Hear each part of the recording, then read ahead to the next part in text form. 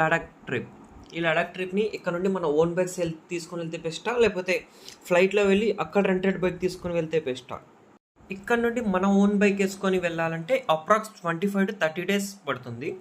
అదే రెంట్ తీసుకుంటే 7 daysలో అయిపోతుంది ఎంటైర్ ట్రిప్. ఇప్పుడు మనం ఇక్కడ నుండి వెళ్ళాలంటే 30 days.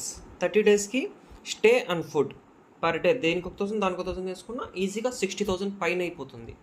అదే ఫ్లైట్లో వెళ్ళామంటే 7 daysకి ఎంటైర్ లడాక్ ట్రిప్ని 40,000 to 45,000లో మనం టోటల్ ట్రిప్ని అయితే కంప్లీట్ చేయవచ్చు. ఎలా అంటారా? ఇక్కడ నుండి ఫ్లైట్ వెళ్తాం, ఫ్లైట్ అరౌండ్ 10K. అక్కడ నుండి పర్ డేకి హిమాలయన్ బైక్ 1,500 అంతే, దానికి మించి ఉండదు. సో బడ్జెట్లో ఫినిష్ చేయాలంటే ఫ్లైట్లో వెళ్ళిపోయి బైక్ రెంట్ తీసుకొని హ్యాపీగా చిల్ అయ్యి విత్ ఇన్ తక్కువ డేస్లో ఎక్కువ లీవ్స్ పెట్టకుండా హ్యాపీగా కంప్లీట్ చేసేచ్చు.